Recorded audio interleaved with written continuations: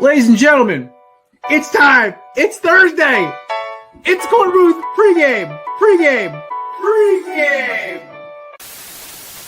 Hey, this thing on? Hello, testing. No debate, cause they sold. I'm too official, got the drip, I got the sauce. Bring the proof when it's time to tell the truth. I'll be at the corner booth, find me in the corner booth, yeah. Still standing and defiant. Slay the competition, cause I'm walking like a giant. What's up, Twitter world? There's my little OJ. He's got an autographed OJ photo. Has anybody heard the story about the Glizzy guy? He fits today's generation. Oh yeah, speaking of lady basketball players, Lola Bunny, bonkable. Yes or no?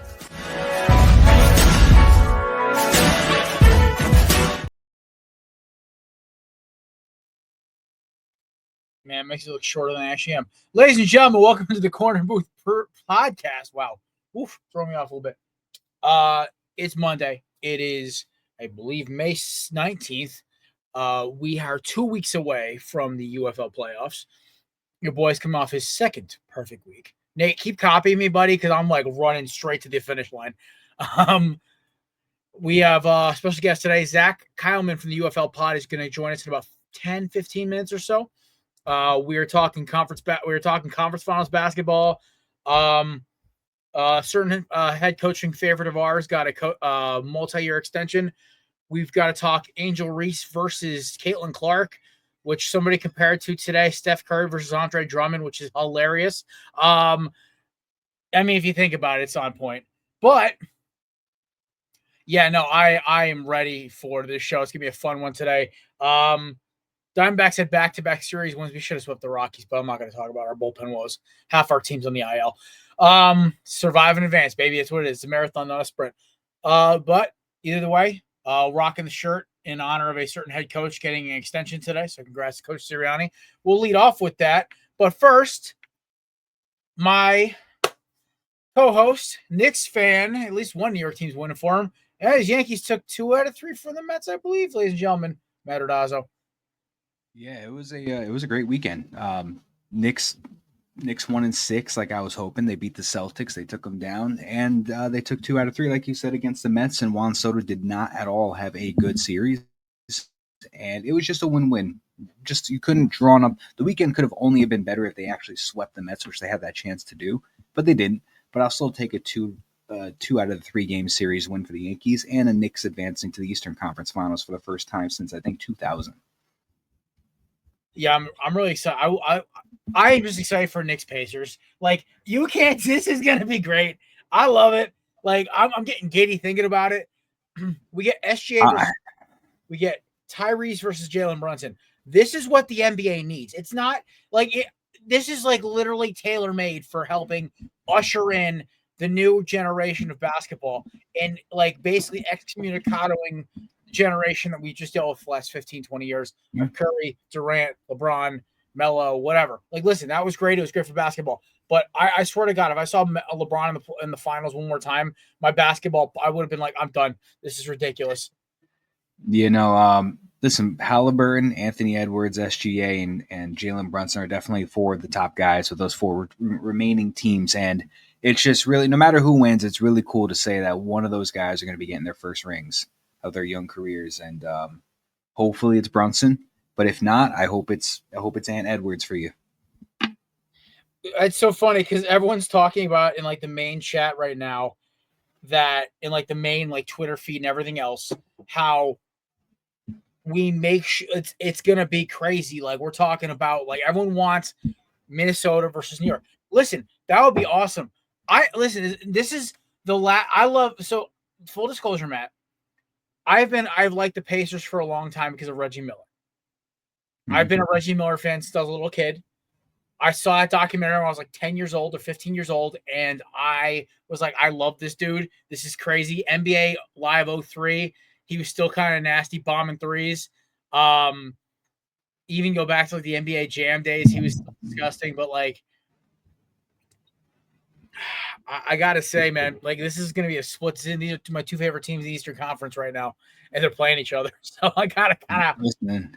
If I know everybody says that every league is, but if the league is rigged, we will see a New York Knicks and the Minnesota Timberwolves finals because everybody wants to see Chenzo and Randall play New York, and everybody wants to see Cat play Minnesota. Everyone wants to see Ant versus Brunson too. That's going to be an insane matchup. The flopper versus the dunker. Yeah, you're not wrong. He politely flops. No, Brunson head nod flops. It's the weirdest thing ever. He does the thing from SNL, the whole shoulder lean. He does that every time. And it's just dude, you can't say you're physical and then you try to draw a foul. You look like Angel Reese out there trying to flop down like you got shot. Yeah. See, he does that and he'll say he's physical, but then he'll just come down on a jump shot and he'll just awkwardly land on somebody's foot and then he's down with his ankle. And I'm like, dude, you need to drink some milk. You need some more. You need some milk. All right. Oh my God, dude. I'm not cramping up right now, but I'm really tired. I just ran 3 miles, walked a mile, and then did elliptical for 8 minutes as a warm up. That was my afternoon workout today. So I was I had baseball yesterday and broke my bat, officially broke it. So took a cutter inside and snapped it, and so it's now back there on my ankle. New bat's on the way. New bat grip will be ordered tomorrow. So rest in peace, sweet prince.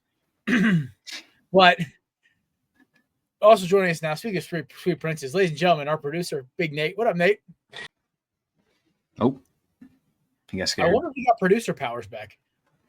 I did. Sweet. I did. Shout out to Blaine. Thank you, Blaine, and thank you, Mike. First off, happy Monday to you both. Hi, Matt. Shout out to your Yankees for taking care of business against the Mets. I had to console Brian and tell him everything's going to be okay. I was going to say my condolences to Brian and his sanity for the weekend. Yeah, he was not very happy with the Mets, so we'll talk about that tomorrow on our show. But Jared, it's good to see you as well, boss. Yes, thank you for making the right picks since I on accident copied you for the UFL picks this past weekend. Shout out to the defenders, by the way, Matt. DeAndre Baker with that little game-winning interception. I saw that, former Giant. DeAndre Baker, former Giants legend. I'm sitting there I'm about to get $25. Let's go. And I see Baker pick up yeah! I never cheered so loud in my life, except for Saquon. I will say, I think what's it called? ABC didn't mess up, and I think you guys obviously saw it too when the game got switched from ABC to ESPN2 in favor of the NBA pregame show. Yeah. They still don't have to stop doing it. It's unfortunate. Yeah. It's just messed. The game was close, though. It's just it sucks. You know what? Listen, should I switch it over for the game? Yeah, but I don't need to see the five dummies from ESPN. TNT, I understand. Those guys are the GOATs. But the ESPN pregame show, I'm like, oh, Lord. Is LeBron James going to sign with the Timberwolves or the Thunder next year? Who cares? It's like the moron memes pregame show. I swear to God. You know what? They're such talented journalists, but they're so beholden to this hot take culture. Them and Fox Sports. And you know what? It's so funny because KD called out Emmanuel Acho. And I'm like, not gonna lie, Acho is a hot take artist. Yeah, and then Acho said something about, with all due respect, you don't know what it's like to take Adrian Peterson up the middle or whatever. And then somebody was like, actually, going back in the history, you faced Adrian Peterson once and you had 0 tackles and 0 this and that. So they're like, you don't even know how to take Adrian Peterson up the middle. I love it. Yeah, he played for us for 2 years. He was awful. The only good thing he contributed is he wore my lucky number. Yeah, no, he was the worst. His brother was a better linebacker than he was. Shout out Sam Acho. Both Texas boys. Anyway, so yeah, it was a weird weekend. We also, funny enough, the Angel Reese Caitlin Clark thing. I want to kind of nip this in the butt before we Zach Keilman comes on for UFL talk. We'll finish off with NBA and Nick. Actually, no, we'll talk. You know what? We'll talk Nick Sirianni first. So it was it has not been released yet what his actual extension was, but it has been announced Nick Sirianni and the Eagles have agreed on a multi-year extension. Congrats to one of the best coaches in the league. Everyone doubts him. Everyone thinks he's a big, dumb dipshit, to quote the great Ty Schmidt. But, all I know is all he does is win. He's literally a DJ Khaled song. So, listen, he's 54-20. So he has coached for the Eagles. Let me do this math. He has coached 77 games for Eagles, and he has won 54 of them. He's got 2 Super Bowl appearances with a Super Bowl victory. The man is doing – he has a 706 win percentage. So the man is doing amazing, and he's 6-3 in the playoffs. He's got a 48-20 regular season record, and he's 6-3 in the playoffs. With a 706 win percentage, Super Bowl victory. I mean, I think that was a no-brainer, no surprise there. Get that man locked up because he's obviously doing something right. Because I've seen many coaches. Let's just use Dan Quinn for an example. Get their team like Dan Quinn spent the time that Nick Sirianni spent with the Eagles when they went to their first Super Bowl is not that different, I don't think, than Dan Quinn. Was he a rookie head coach when they went, or was he like in his second or third year? What, with the Falcons? Yeah, well, yeah. What I'm trying to get at is that Dan Quinn got fired in like 14 or 15, so it might have been the second or third. I'm not even sure. What I'm trying to get at is Dan Quinn was a young head coach, first-time rookie head coach, got his team in a short amount of time to the Super Bowl, and they blew it, and they never got back. So I've seen a lot of young rookie head coaches get their teams to the Super Bowl and not always make it back. And Sirianni was able to do that twice in a short span, get that victory that second time. So when you have a guy that knows how to get you there, but now he knows how to win, you got to keep him. You can't let him go. This goes back to what I've said for years about there's 2 different types of coaches you can win with in this league. You need the rocket scientist for one side of the ball that has a great coordinator on the other side of the ball and a great special teams coordinator, and he just manages one side of the ball but has enough leadership to kind of keep everything together. Or you need a CEO who basically covers everything, has his hands in everything. You can see a little bit of his handiwork from defense, offense, special teams, but he's more of a head coach where he lets his coordinators coordinate, and he kind of just is the final button pusher for lack of a better term. Sirianni is a CEO coach. You go back to guys like Mike Holmgren, one in Green Bay. He was a CEO type coach. Everyone talks about Andy Reid and Bill Belichick, but these guys are the unicorn types. A lot of these individualized coaches who are offensive or defensive guys, yeah, they have a focus, but the good ones know how to back away, let a young coordinator take over, so they can focus on leading the team. And Pete Carroll. Pete Carroll, biggest example. Yes, he's got his hands in that offense, but he lets it off at the end of the day. He's a defensive guy first. So what's another? I'm trying to think of more because Gary Kubiak's another one. Yeah. Gary won a Super Bowl with the Broncos, was successful with the Texans. Sean Payton. Yep, Sean Payton. He's a big time CEO. Like John Harbaugh. Oh yeah, special teams guy, even more.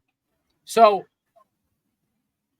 I guess to hammer home my point, everyone looks at these new you've got to have a strength. You've got to do something. It's like, no.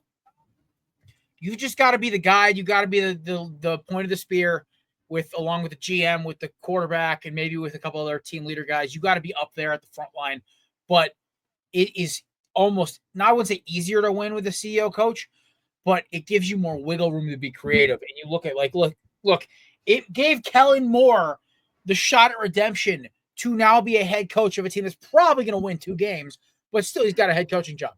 It's one of the rarest jobs in the world. There's 32 of them. So I think that's something cool about a head coach that kind of lets the OC kind of take control. Because when some of these OCs get hired from teams like, let's say, all right, everyone's talking about Mike Kafka, right, Nate, from your Giants, right? I wouldn't trust him to be a head coach. You know why? Because I guarantee 75% of that play calling is Brian Dable. That's my issue with it. I mean, the guy who's going to join us in 5 minutes, his new head coach, Ben Johnson, you knew he was calling plays. It wasn't MCDC calling plays in Detroit. So now in Chicago, we're going to see what he does with Caleb Williams. But yeah, and your first point about a coach that's either just needs to have a great coordinator on the other end, but it can do the rest. Like that's Kyle Shanahan right there. They just can't get that job done. He knows how to get them there. Another example of a young rookie head coach. He can get you there. He's gotten you there twice. He just can't get the job done. Unless it's Andy Reid, and then he can't get the job done. Yeah, it's in the NFL. It's so odd how they look at everything from a standpoint of, hey, listen, like, oh, Sirianni's just a loudmouth. Oh, it's so funny. Talking to opposing fans, being an Eagles fan, right? I look at it from the standpoint of, oh, he's so annoying. I hate him. Like even Nate said, I can't stand Sirianni. Dude, 80% of what he does is to jack his guys up and to get his boys motivated and to piss off the other team. He does it masterfully. Because you know what? At the end of the day, the Eagles play better with him. Like you said, Matt, he's got a 706 winning percentage since he got hired. He has not gone under 500 yet. No, I think his worst record was 9-8. 9-8 his first year, and that was the year they were supposed to win like 6 or 7 games. Try 5. And my boys from Drunk on Broad Street just joined the chat. Shout out, boys. What up? Shout out to Philly. They can attest to this as well. I was in attendance that season, 2021, when our best weapon was a rookie Devontae Smith and a recovering from injury Dallas Goedert and Miles Sanders. Those were our best weapons. And Jalen Hurts, less than a year as a starter, was running that offense and took us on, I think, like a 7 or 8 game win streak, or we won 7 or 8 out of 10 or something crazy and made it into the playoffs. Yeah, Brady and his boys kicked our butt up and down the field, but we still made it as a 6 expected 5 or 6 win team. That's crazy. That alone should say about the leadership of Sirianni.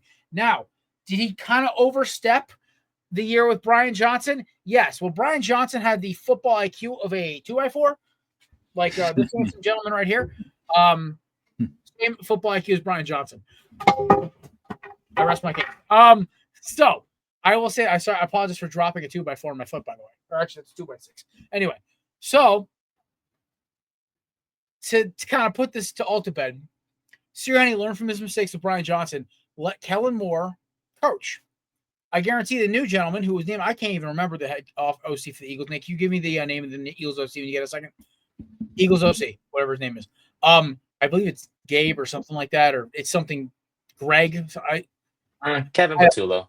Gavin Patullo? I knew it was a J. Okay, yeah. So Gavin Patullo, who's part of the Eagles. No, Kevin Patullo. Sorry, Kevin Patullo. I saw it with a G. Anyway, Kevin Patullo, who's the Eagles pass game coordinator last year, he knows how to work with Jalen Hurts. He's been there for a while. It's not like they're bringing a whole new guy in. Listen, we even saw the growing pains last year before the Buccaneers game, or up until like through the Buccaneers game, we saw the struggles. After we saw the Eagles offense adjust, and by the time we got back to like the Pittsburgh and the Baltimore game, my brother, we were cruising. We put up 35 points with Kenny Pickett and about 32 points with Tanner McKee. 28, I think, the week before. Oh, yeah. So, unfortunately, Instagram comments don't pop up on our screen, but Drunk on Broad Street goes, go Birds, back-to-back, returning 10 out of 11 stars on offense and defense. Young, fast, and athletic. Yes, sir. Go Birds. Definitely going to be a fun season with Philadelphia. I'm not as worried about the schedule because I looked at it. So, did you guys realize we have like 8 mini buys between all these crazy games that we have? Like, we have like 15 days before we play, I think, the Bills, and like 14 before the Vikings. It's like the numbers are crazy. Like the amount of extra days Philly gets off between all these wild games. I was like, cool. Because if you guys want to indulge me quick, and then we'll move on. As I pick up plank from almost breaking my foot. I don't know if you guys remember this, but when the Eagles had that rough start, can't be trusted with a 2x6, I guess. When the Eagles had that rough start, rough finish in 2023, they ran out of gas. There was also, I think the team just wanted the season to end, but they had like, I think it was like 3 games in like 14 days or something like that. It was something out of control. And then they lost a bunch of them, including like that collapse to Drew Lock and the Seahawks and the blowout to the 49ers and the Cowboys and everything else, right? But what's crazy to me is that everyone's freaking out with the schedule. Like, I feel bad for your boys. I really do. Because honestly, I think they're on the right track. I really hope they don't start Jackson Dart. Let the poor kid get some snaps behind Jameis. Cut Russ. I don't even know why y'all signed him. That was the dumbest signing of the offseason now with you guys taking Dart. But second dumbest, I would say. There's probably a couple more. But I think like Jameis was perfect. Have Dart as the backup. Keep Tommy Cutlets as a fan favorite as third, and you're fine. Oh, come on. He's a Paisan. He's North Jersey royalty. He plays it. Does Paisan win games, boss? No. He did win 6 in a row. It cost you guys a good draft pick.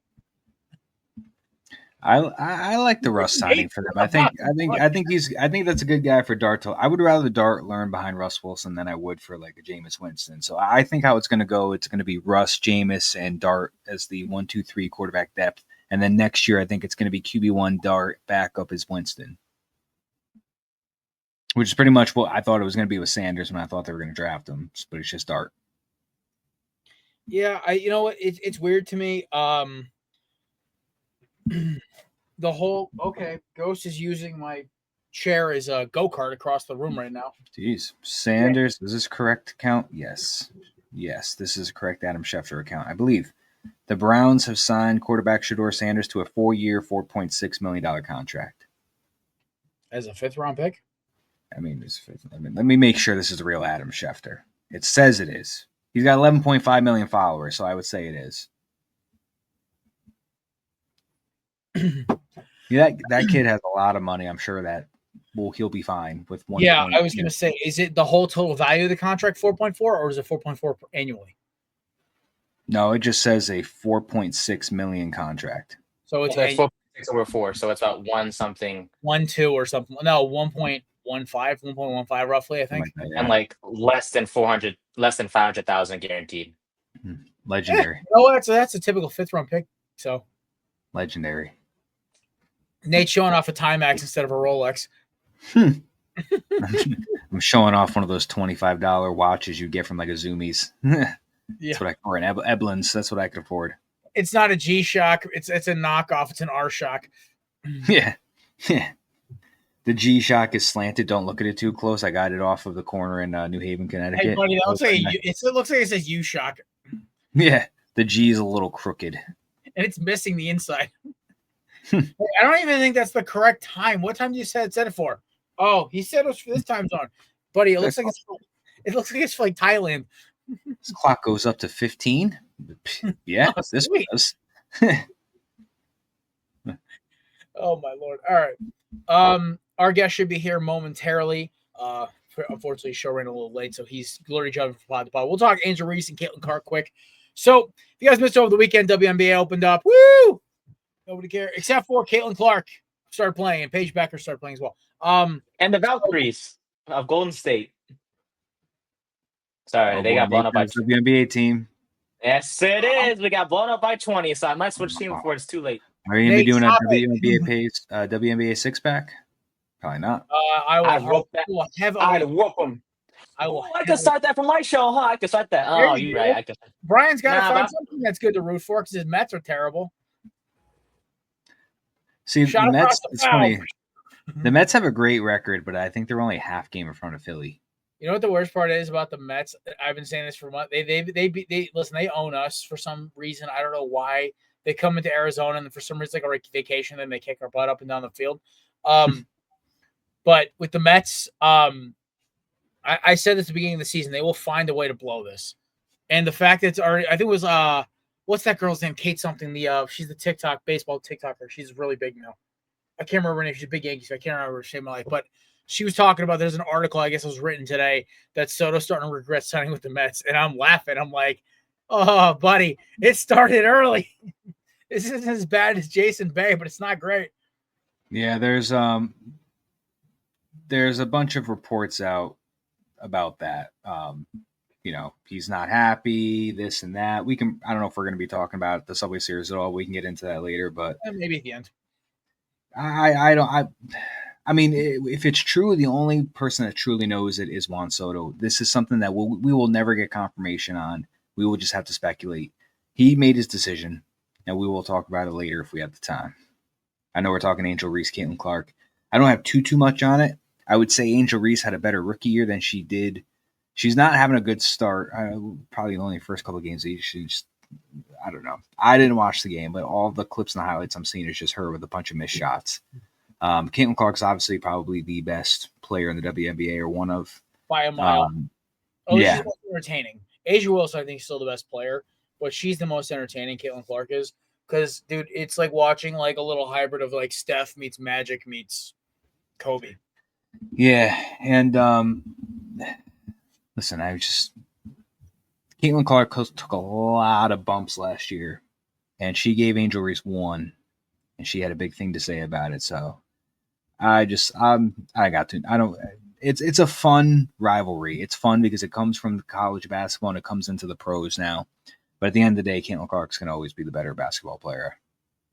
Oh yeah, and you know what the best part about all of it is that I saw this meme today and I shared it in the group chat and it was so funny.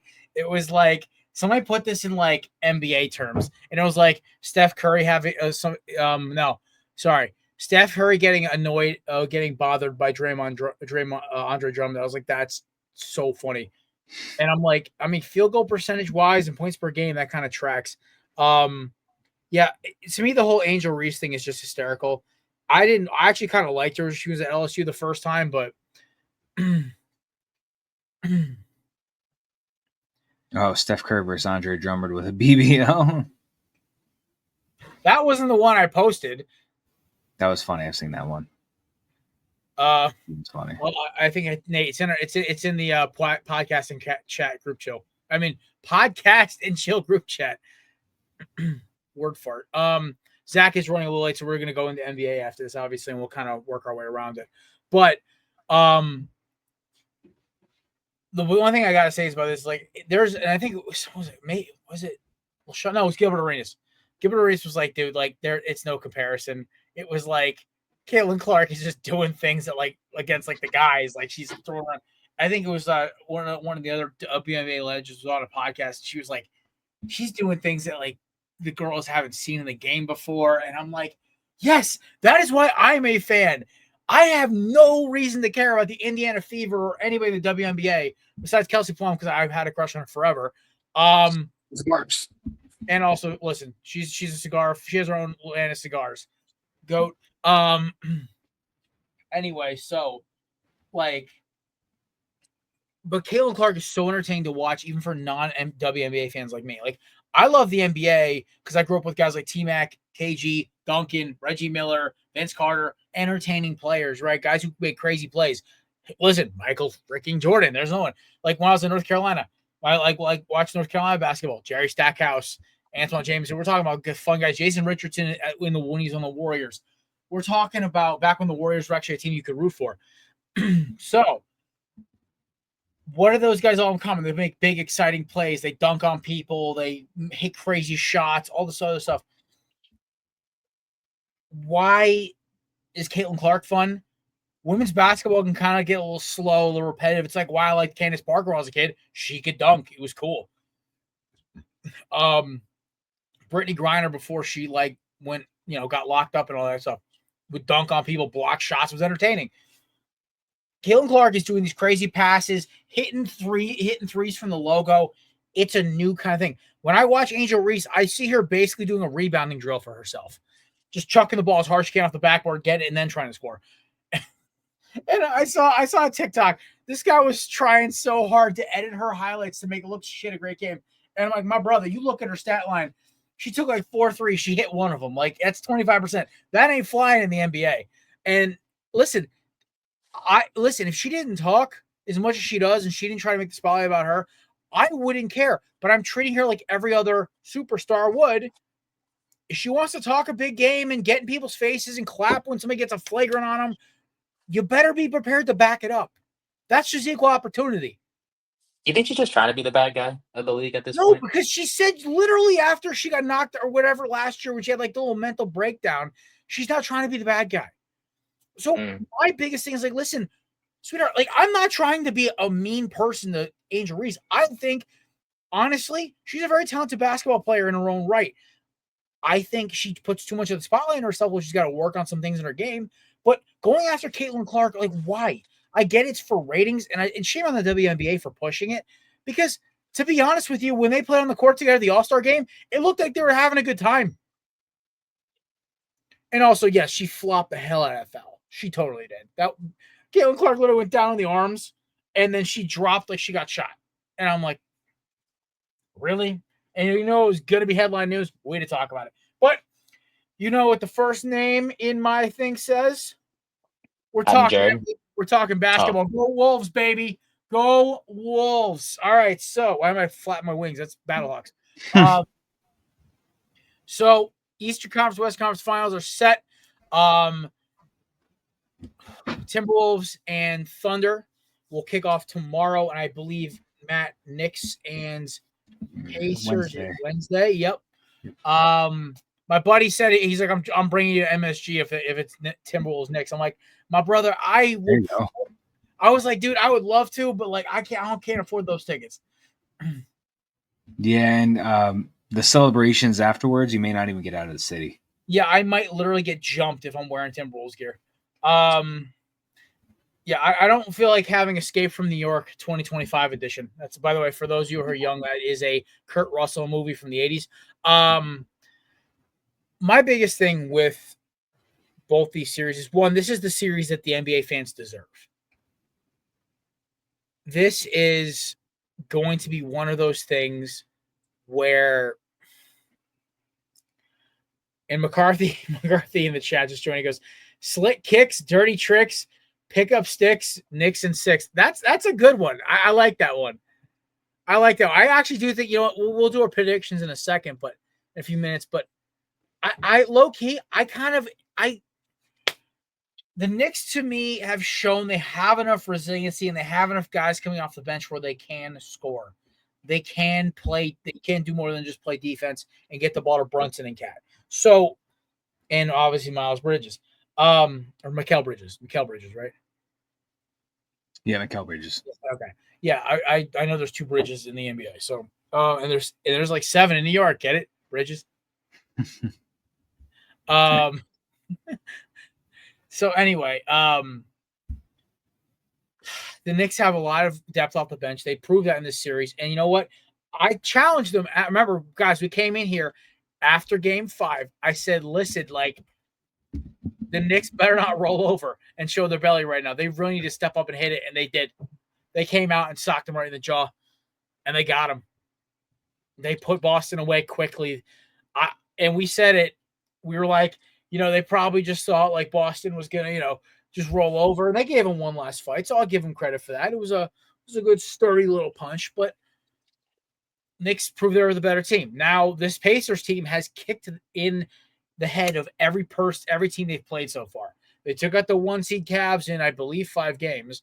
They took out the Bucks in, I believe, 5 as well. And they're steamrolling them. It's not like most of the games against the Cavs, it wasn't close. So I think New York's got to be careful here. That's what I'm going to say. I think, like McCarthy said, I think the Knicks do take this in 6. But the depth and the amount of playoff experience that the Pacers have with guys like Pascal Siakam and, you know, Miles Turner's of Wiley, what is going to be kind of a weird matchup for Cat. And I can't remember the other center you guys have. Not Robinson. What's the other one? Really weird. Anunoby. You know, he's a powerful. But anyway, yeah. But like guys like him, OG Anunoby. You talk about Achua?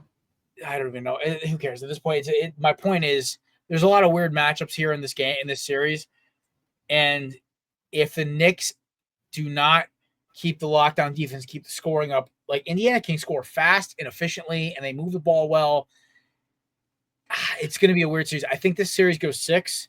Give me the Knicks in 6, but it's going to be the tightest 6 games of the playoffs for New York. Nate, what do you think about that? Sorry, Matt. I was going to let you go last. You're probably a Knicks fan. Nate, what do you think about this series? You go, Nate. Yeah, because they said the best for last. That's you, Matt. It's going to be a fun series. Indiana, they obviously got this far as a group. You know, it wasn't just one. I mean, Tyrese has been great, but, you know, Siakam has stepped up after playing some questionable games in these playoffs. He hasn't been that great, but he stepped up recently. And Nembhard and Miles Turner being a stretch 5 and doing his thing as well. Man, but these Knicks, they're just a bunch of dogs, man. And they're not. Brunson is more of a 1A to a team than Halliburton is. Let's be honest. It's gonna be. I don't mind seeing any of them in the finals, but I think the Knicks do pull it off in 7. at the Garden. Yeah. Oh man, the streets are gonna be insane. They are. Holy cow! Imagine. The Oh, I was watching this team knock the Celtics out in the semifinals to advance to the championship finals, and they already had guys that were hanging from the street rafters on the street signs and the stoplights, like 40, 50, 60 feet in the air. I'm like, oh my god! Imagine if they actually win the chip. They're gonna tear down Manhattan. But no, it was a great game. Great game. I give a lot of credit to Coach Tibbs. He made some adjustments and he put the Celtics away early, 119 to 81. Bridges, Anunoby, Towns, and Brunson all had anywhere from 21 to 23 points. I knew the game was done once I saw Brown fouled out in the third period. It just looked like the life was just out of them. I mean, they fought hard when during Game 5. And I was really worried. I was like, if they can actually squeak out another one, we go Game 7 in TD Garden. I don't know if that's going to happen, but they put them out early. Shout out to Coach Tibbs for making some adjustments. Everybody played hard. You know, the game was won when PJ Tucker gets 4 minutes of play time in the semifinals for the Knicks. So the fact that PJ Tucker got in there for a little bit, that game was done. So shout out to them. Now over on Wednesday night at the Garden, the real Garden. They're going to play the Pacers for Game 1. I'm excited about it. I'm excited with the matchup. Brunson and Halliburton, Siakam. It's going to be a great game. It's going to be a great series. And every game's going to be close. It's probably going to be like the Pistons series where every single game came down by the singular points. But like Nate said, not even just to stay humble, just for the fact that I think this is going to be a very challenging series for them. But I say Knicks in 7 as well. Ended at the Garden. I could see it very well being 6, but I think I'm going to say 7 for now, and I'll adjust as I go. You'll see my banner change every now and then, depending on the lead we take. You said the real Garden, right, Matt? The real garden. Not the TD Garden, the real Garden. No, MSG, where the bathrooms are tiny, but the stadium's great. That's right. And some beautiful-looking women are over there. Oh, yeah. Yes, man. $50 will get you. $50 will get you 2 tall boys, but you know what? It's the Garden. It's the real one. Yep. Anne Hathaway. Suni Lee. Oh, the woman. Yeah. I get a text. I look down for 1 second. The hell are you talking about? I don't know what Nate's doing. Nate's just going off about the rails. Yeah. Nate's naming every celebrity he saw. I watched the movie. Hell yeah. What'd you watch? I watched The Fast and the Furious. I'm so sorry. It's not any on your guys' list, but I haven't watched that series yet. No, the original one is great. I'm with it. It sure is. I'm on the second one right now. Nate, now all you have is like 12 more. I know. I'm freaking excited. Nate, you know what you gotta start doing? Like I was doing when I had to work from home, or when I was like doing stuff for like unemployment or whatever. Like while you're looking for jobs or you're doing whatever, like you're working at home, you're kind of just chilling, you have nothing on. If you're not watching sports, just throw a movie on in the background and like kind of half watch it. You still watch the movie, but you're not like.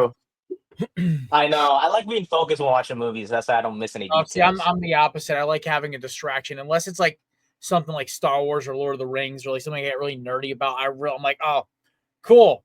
It's a comedy. Like I low-key will put on Caddyshack before my first big golf outing of the year, and I'll like be on like the treadmill playing Xbox or whatever. I'll have it on the side TV because it's a vibe, brother.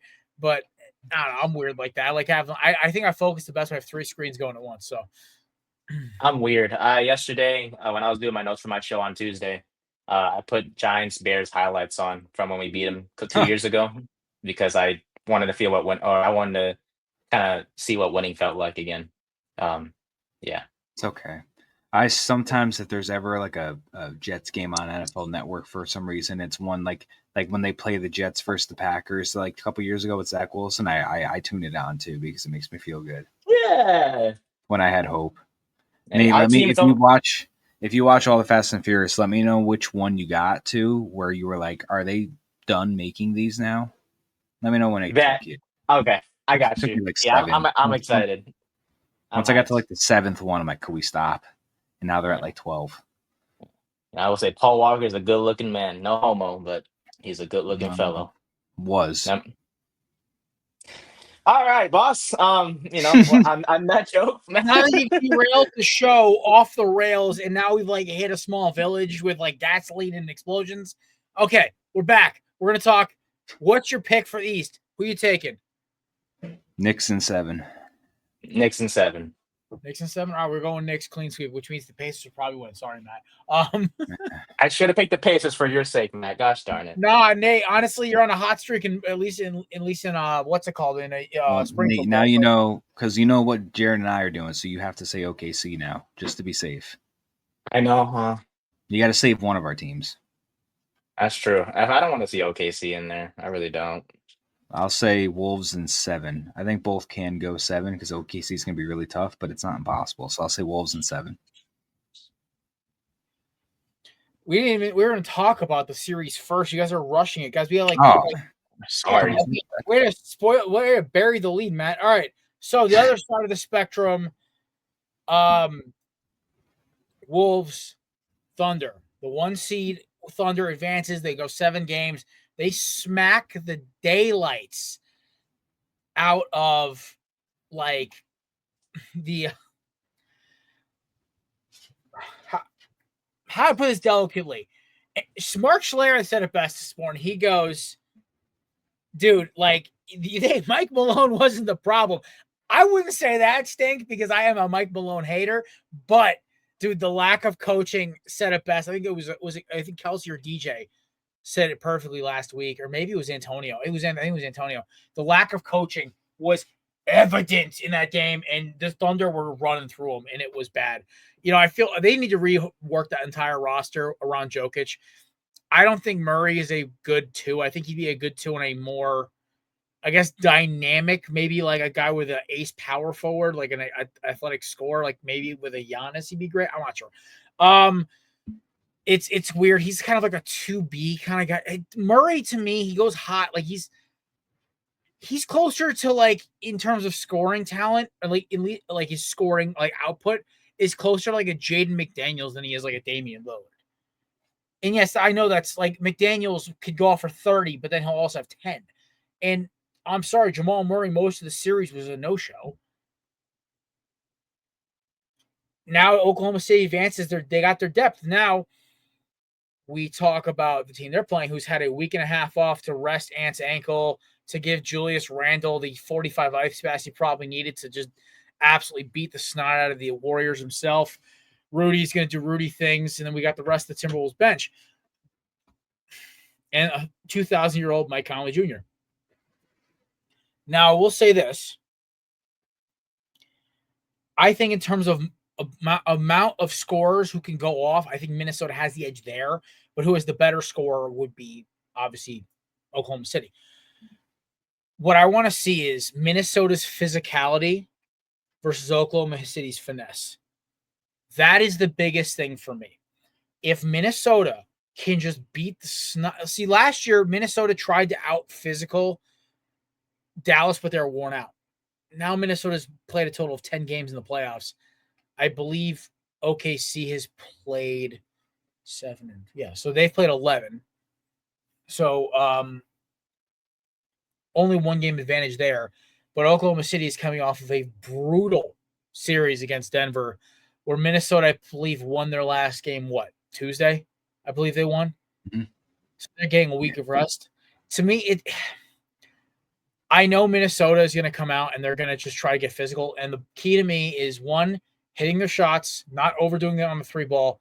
And if the refs, I don't say swallow the whistle, but, maybe keep it tucked just a little bit, just enough where the game is fair, because nobody wants to see SGA flop 45 times, get 5 fouls, take 10 free throws, and that's how Minnesota goes down. So all this in mind, I think Minnesota's physicality and their ability to basically spread the ball around, and the fact that basically Julius Randle has certified himself as a playoff stud now, I'll say Minnesota in 7 in probably the most brutal series of all time.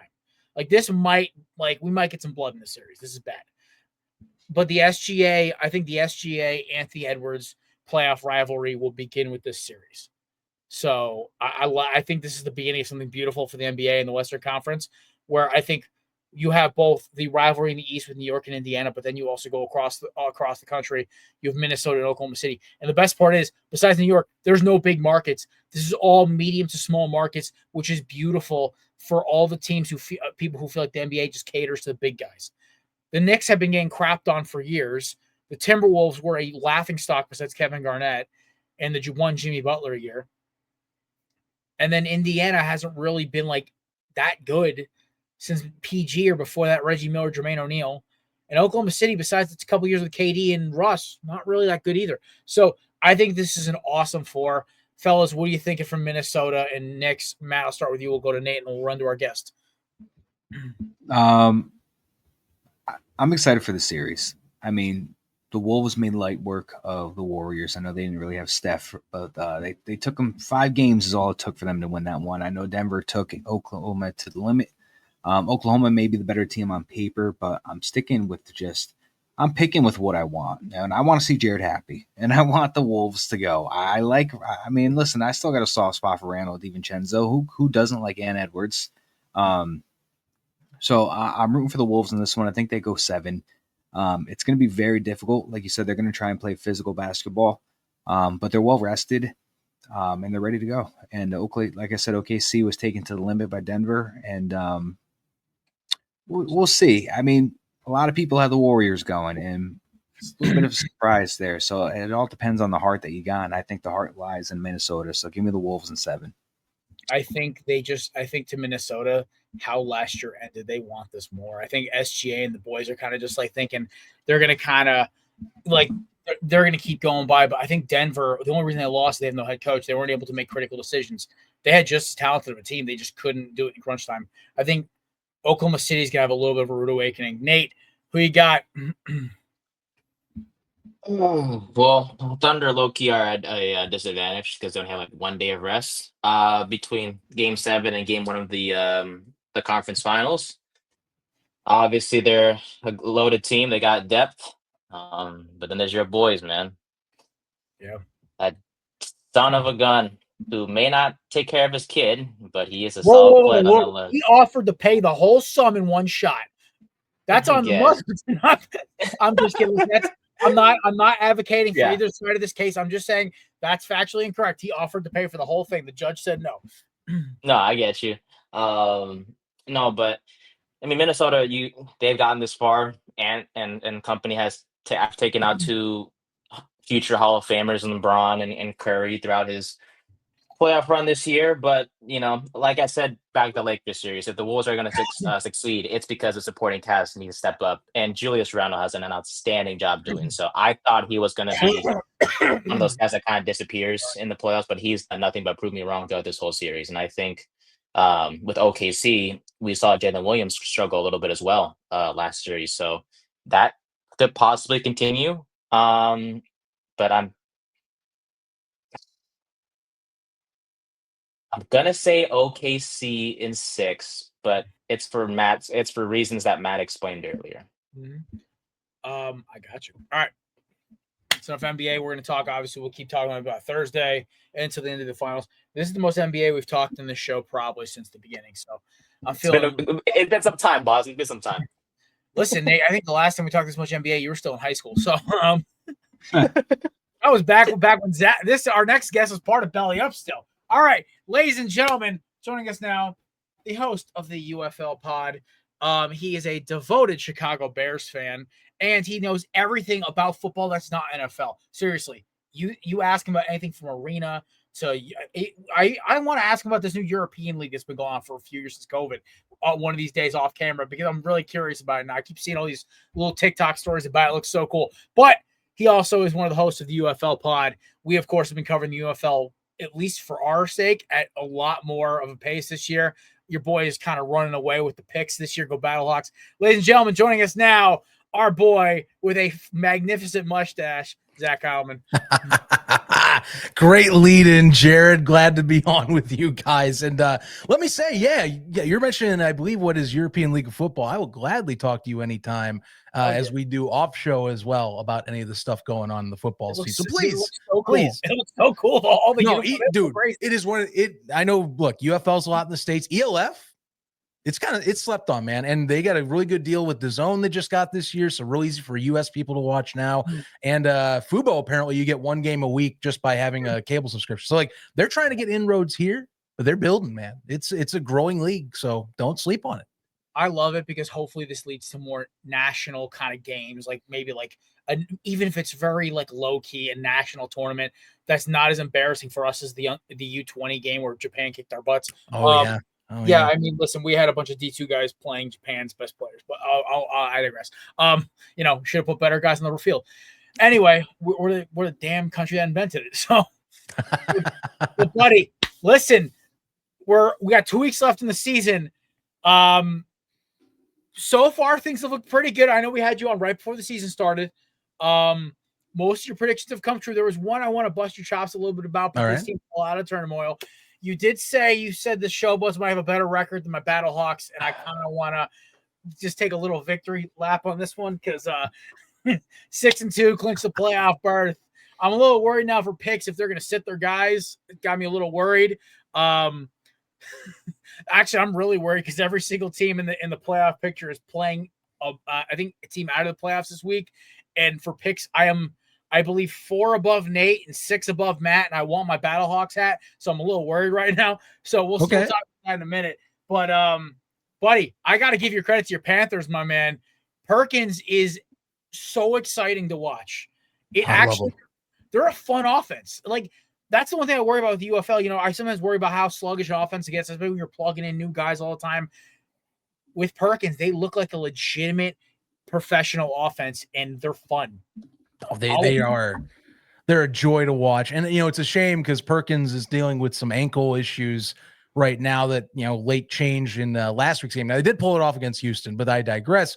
When he's in, he is the most exciting player in the league right now. He makes must-watch TV. He can complete the passes when he needs to. He's an escape artist. He's an everyman, and it's a fun offense because he has himself that's a weapon alone. They got some great running talent in the backfield now with Colburn coming back and Tua, who's been this big bulky bruiser type of guy who can catch passes. Malik Turner's been really solid as well, and kind of been filling in a lot of the voids since Marcus Smith was traded to Houston. So, yeah, I mean, look, Michigan's a fun team to watch. I think the thing is, can they get healthy is the thing because, they still have to get the monkey off their back that is the Stallions, because those teams are now locked in once again, as has been now the case for repeating years now. They got to get over each other. That's the thing.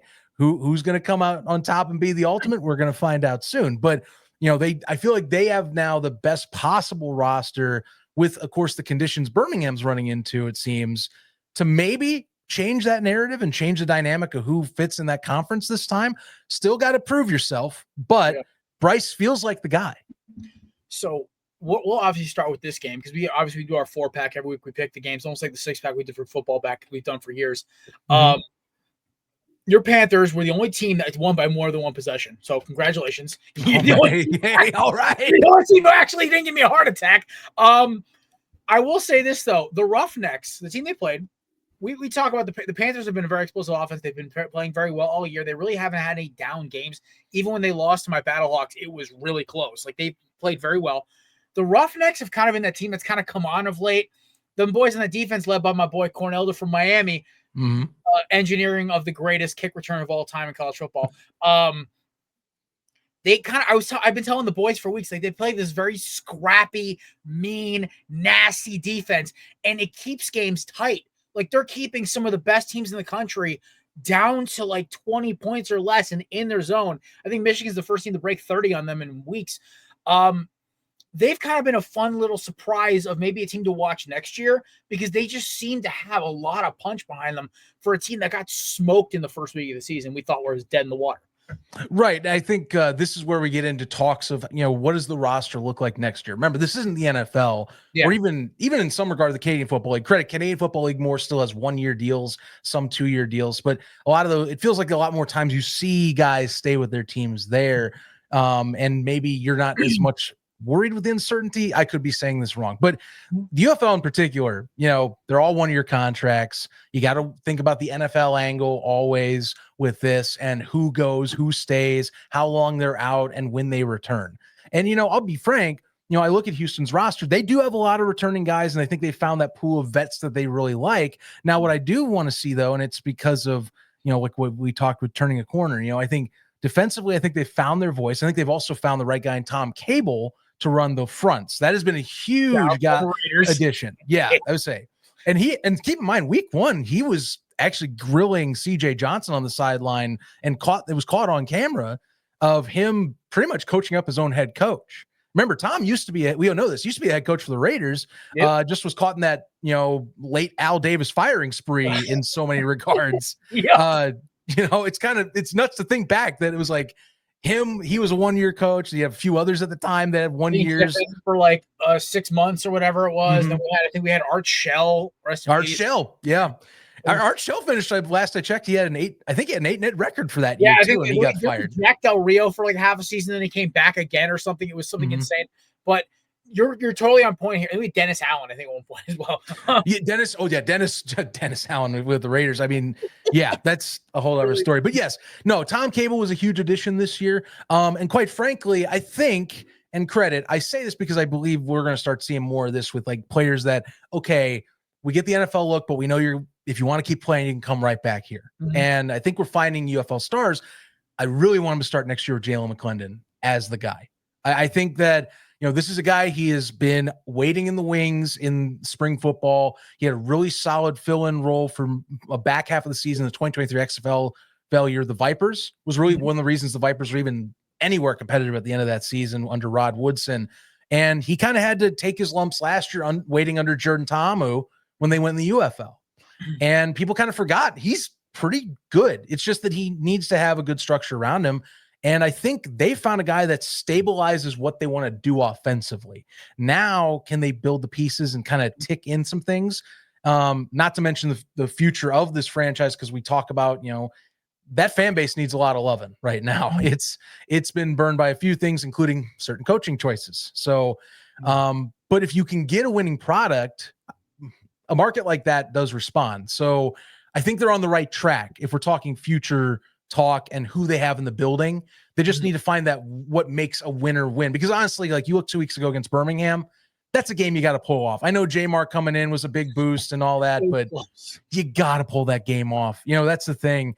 And winning teams like that, they have that mentality, like the Stallions. And now I think even the Panthers with Nolan and what they're building over there with him and Steve Kaiser at GM, that's the difference maker right now. It's culture. You see it in the NFL as well. Absolutely. I mean, like your Bears are trying to fix this right now with Ben Johnson. I talked about it like 30 minutes before he came out because we had Siranni obviously getting the big extension. And I think the UFL, you can translate to this. Like you see the 4 teams who are in, there is continuity at least somewhere on that field, whether it's GM, coach, quarterback, whatever. And we'll talk about my team in a second who found like a hidden gem at quarterback, Matt's boy from TCU. But I want to switch over quickly because we did a segment. I don't know if you heard about this. We did a segment on Thursday's show called "Things I Would Rather Do Than Watch This Game." So, this goes all right. Was I said eat a bucket of fried chicken while getting yelled at by David Goggins? All right. Kelsey said get a coronary, and I think Matt said, Matt, was it you who said run a marathon with no earbuds? Yeah. And then my God. Nate's answer was out of pocket, so I can't remember what he said. Do you want to share? Oh, nah, we good. I don't know.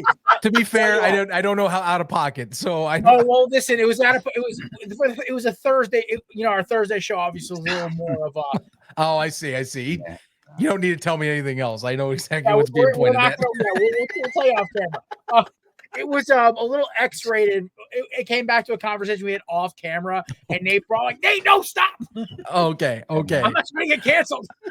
He's an innocent kid, and we want to corrupt him a little bit. I'm looking at the scoreboard that you post on the live stream now. I see where this is going right now. Although, great game. Oh no, it was. Not gonna lie. I had it on my split screen with Diamondbacks Rockies, which was a great game as well. I mean, Yeah, that also was. Yes, I know exactly what you're talking about. I don't want to talk about our bullpen on Saturday. It's all right. Anyway, yeah, it was like me throwing pitches out there in the 8th inning. I swear. Nice. But so I got to give the Showboats some credit. I said they're the same team, the Brahmas and the Showboats. Coaching issues, quarterback issues, offensive line issues, but same blueprint. But the Showboats, I just think, have a little more, just tiny bit in every area, and they kind of show they stuck it out. I mean, we'll touch on this game for all of 45 seconds, but honestly, it kind of was one of the more entertaining games of the weekend. I'm gonna give them both their flowers. You got to give them their flowers. And look, leave it to Memphis to be making a narrative that only overtime is when you can get a win. Not any of these other close losses they've had this year to Houston or to DC at all, or Arlington. No, it's got to be we got to go to overtime, and we got to prove it in the most high stakes type of game that we need to have, which is shootout. We got to take it to hockey style shootout format to make it that way. Best overtime rules in football right now. Like, I was watching this, I literally paused. I think I was playing like golf, like EA Sports PGA Tour against a buddy of mine, and online, and I'm like, I gotta pause. He goes, why? I'm like, the UFL overtime rules are awesome. They're great. This is so lit. I was losing my mind over this because there's no like NFL overtime gets annoying because you gotta have a whole drive, and if you punt, if your offense is shot, it's a boring overtime. College is okay, but the constant changing of the scoring gets irritating as well. This is like, all right, we're just chucking it one play at the end zone, yes or no. And I'm like, this is where, this is like one of the reasons I love the UFL, because they do the experiment. One of the things I'm not a fan of is I'm not a fan of the lack of extra point. I think it's something that really they're trying to overcomplicate it. But the overtime rules, the super challenges, things like that is why this game is going to continue to grow. I think they got to really chill out. Listen, if you want to give them one, let them kick it. It's not a hard thing to do. It's part of the game of football. Well, yeah, the USFL did that same concept too, and that's the thing. So you're not off base. I mean, in the merger, that was their version. They did the XP for one, but if you wanted to gamble, you could do the 2 from farther back, and the 3 was still very available, and it's made some moments too, and it's interesting because originally when the merger happened, I think a lot more people were on the side of doing the XFL 1, 2, 3. But as I've watched the last 2 years, it's kind of become more of a 50-50 discussion because people are like, for some people, it's almost weird to not see an extra point because it's so normalized in football. And I think that's what people are saying is like, well, you are keeping now because the NFL, it's farther back. It's not the old school where you're like right up on the bars anymore. It's a challenge. It's more of a challenge to make those XPs. So, I think people are like, well, you take an opportunity from a special teams player, and then, people are used to the XP. So it's fascinating. That's not the only time I've heard this. Like, I've seen this multiple times this year. People brought this up as a topic. It was actually my father I'm getting into my grandmother, rest in peace. She just passed away in February. She loved the USFL. She loved the X. Appreciate it, man. Listen, she was sick for a long time. She's probably watching all these games up top. She's loving it right now. She's probably loving I'm talking this much about it. So she was a big USFL, XFL. She just loved watching the game of football. It's her favorite sport, right? And my dad would watch with her a lot when he come to visit and take care of her. And so I'd be explaining him some of the new things about the merger and everything else. And so I said, hi, have you on the show, and how you're obviously you do the UFL pod. And he said to me, he goes, yeah, why don't they kick extra points? And this is where this whole conversation started. So I went on about a 5-minute rant. My dad's like, Jared, I just need the explanation. I don't need to hear about your Wall Street level screaming rant about why this is stupid. But the OCD in me just needing to see 7-0 or 14-7. It's kind of like me. Like I look at like 1-2 versus like I look at it from a simple of almost like a binary code of like, hey, listen, the touchdown is 1, field goal is half, whatever. Like I look at it from that because I'm a baseball player turned football fan, football player turned UFL. It's just a weird trying to get all the scoring together. So my brain, I always looked at it from 7 is just 1 touchdown, 14 is 2 touchdowns, whatever. But boys, before we go on to the 2 biggest games of the weekend, any questions for my man Zach before we keep rolling here, Nate or Matt? Well, yeah, you go, Nate. All right, Nate. I don't have a team. So is it okay if I Oh, wait you till have the a end of team the now? year? I He don't. dropped no. off the Brahmas and the Renegades so I was fast. gonna say, like, I swore I remember I a dropped certain out San the Antonio Bahamas squad. after round 1, and I dropped out the Renegades after week 2.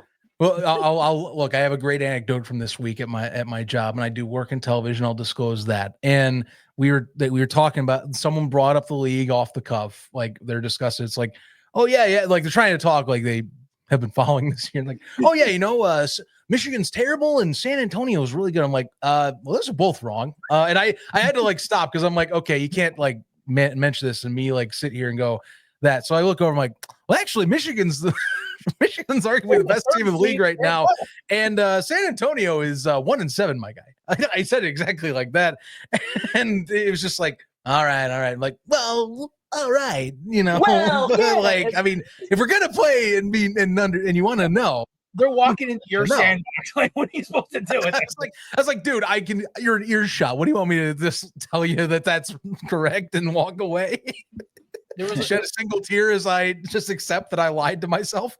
I had a moment like that. So I play adult league baseball, right? So like I'm in the dugout, we're about to leave the bench, and one of the guys were talking about the rivalry weekend series, and they said something about the Diamondbacks. I'm like, aren't you like a Tigers fan? Like, bro, like you were in the World Series 2 years ago, and we're constantly in the playoff hunt every year. You guys are just good this year. Pipe down. He just happened to stumble on Javi Baez turning the clock back all of a sudden. Listen, I'm all for Javi Baez coming back, by the way, because he's fun. He's a fun baseball player. Hey, as a Cubs fan, how do you think I feel? I'm hey, this guy still had it? You guys have Pete Crow Armstrong, who is like a revelation this year, okay? That kid, he's got to chill on the crazy hairstyles, but one hell of a player to watch. But we'll move on. We got to talk about my boys giving me a damn stroke this weekend, but I got to tell Kelsey we got the dub because I was in the middle of recording when we won. Oh, you have to say with the Bam, and you're talking to a Bama boy there in I know. Kelsey. I knew exactly what I was talking. I was like this at the end of the recording. I'm like, yes, Kelsey. And he's just trying to shake me off. I'm like, I know you're mad. Man. Oh my God. What a fascinating contest. The whole thing, it feels like you look at that. And I sat and I did rewatch this because I was like, man, what in the world's going on? Because like you see this and like everything on the stat sheet tells you that St. Louis offensively was a wreck. And you're asking, how is this a 1-point win? And then you go back and you just see all the Birmingham miscues. The pick six is one thing, but two other fumbles. One of them, I know you can talk the face mask miss or whatnot at the end, but I digress. There is a sky judge. They can gladly call that call, and they missed it for sure. But like them's the breaks in football. Missed calls happen. I gotta leave it. But the penalties on many occasions that screwed up drives, the stalls on turnovers, great pass rush from St. Louis, which actually I think is the bigger takeaway I had from this game, Jared, is that St. Louis's defense. I was already leaning that I was that my Eagles out there. They were getting home. I was already leaning that it was legit. I got confirmed this week from things that yes, this is to me the top unit right now. And we're talking not only great pass rush, but also I think a smart and well-run unit. And that pick six I go back to, I brought this up on around the UFL before I came on. By the way, 6:00 on Monday if you want to check that out. As you want to transition over here to Korner Booth or watch it at the same time, support this show too. My thing is though, that pick six, Jamar and company, they're throwing slants constantly, successfully in this game multiple times. One of them goes for 50+ yard touchdown to Deion Kane. That interception was a stare down slant. They adjusted to me. I felt they adjusted, read what the formation was, and changed the course of the game. Without that pick six, we're talking a Birmingham. This is Birmingham hitting its stride right now. That's a really damn good defense. And it can kind of overcome a lot of stuff with, I think, Max Duggan and company's limitations in the passing game. Because the run game is really solid. Max is really good at evading rushers and creating his own plays and running an RPO scheme like Manny Wilkins was doing, along with Jacob Sailors being Jacob Sailors. But still isn't a great offense when you look at the stats over the last 4 wins. No yardage victories whatsoever in terms of total yards. It's been a really damn good defensive front that has done well at being opportunistic and holding its own. So definitely showed. And that was a big I think, tell as to what St. Louis will carry and what can be dangerous with them going into the playoffs. I will say they underutilized Hakeem Butler, my dog. And yeah, a lot of people are on your side. I don't get it. Well, here's the thing is I know, listen, we know Max Duggan is, okay? We saw him at TCU. We know what his game is. He kind of reminds me right now of like 2021 Jalen Hurts, where it's like 80% of his offense is running, but he'll still beat you doing that.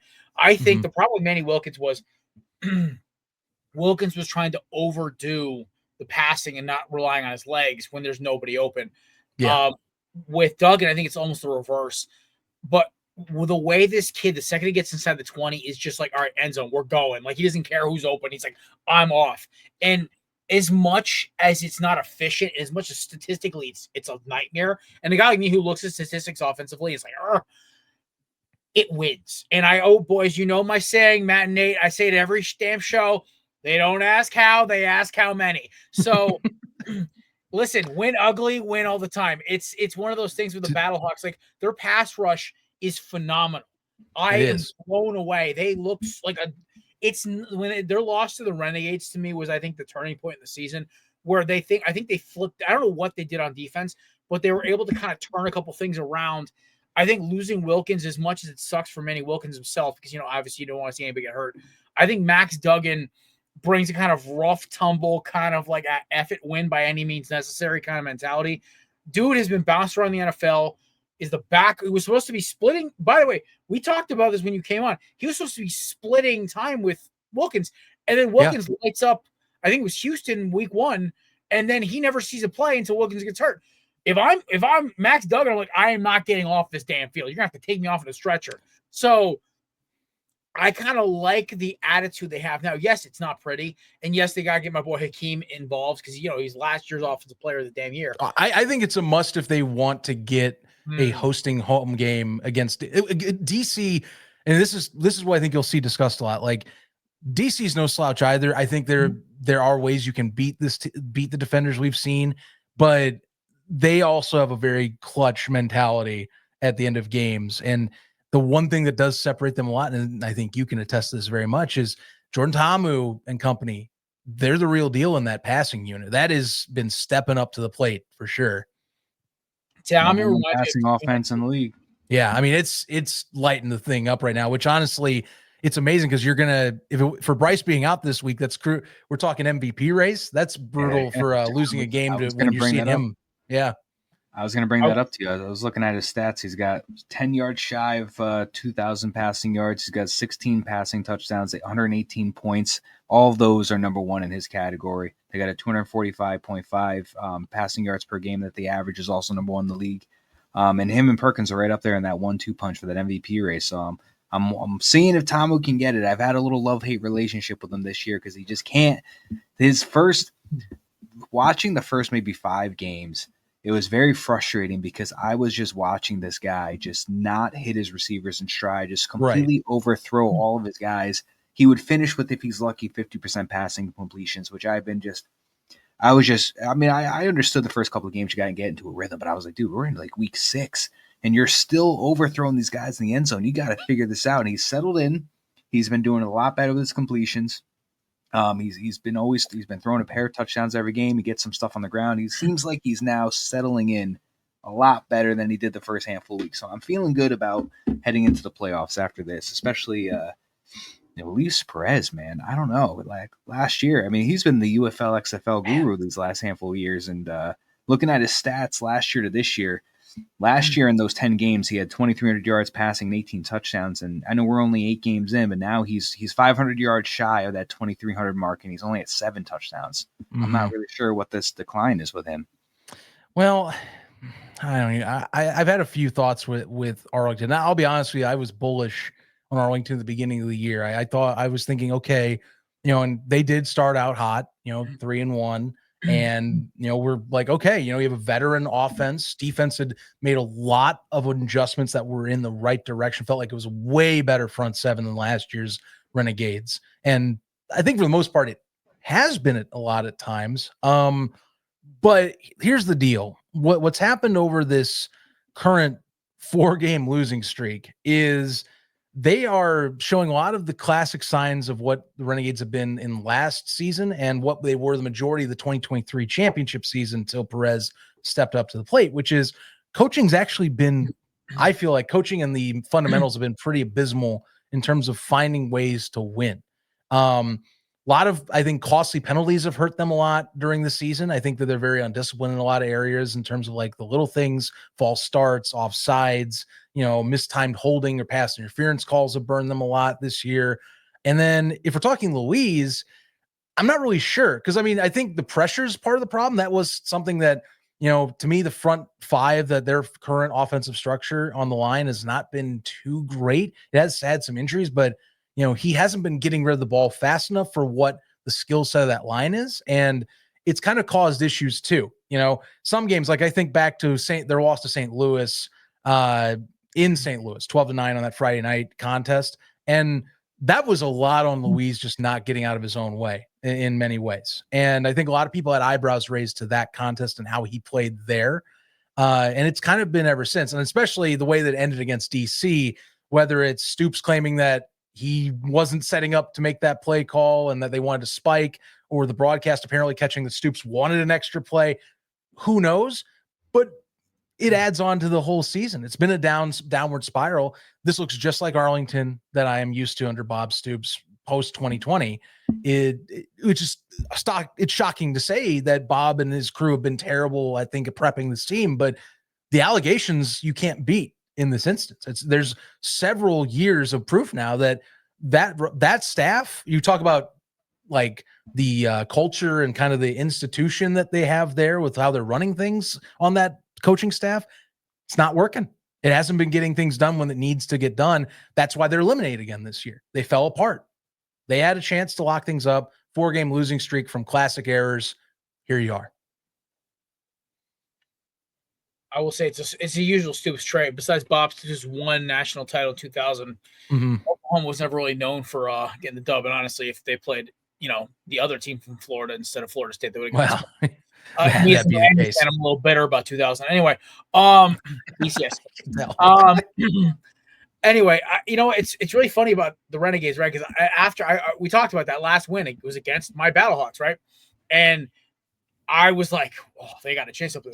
It was weird. Like both teams went in opposite directions the second that game ended, and it's kind of been that way ever since. I don't think the Battlehawks have lost since, right? Or I think they have one more loss. So I think they're on, I say 4-game winning streak. They had 2 losses after the Renegades, but no, they've stabilized. Like I said, they have, I think, a vision. Like even if it's sloppy, they have a vision of what they want their offense to be. And again, that defense is just so opportunistic and it is so well run that it helps elevate in a league where you're throwing rosters and people together 30 days before the season for training camp. So, they've done a great job. I got to give tons of kudos to the coordinators out there and Anthony Beck's squad.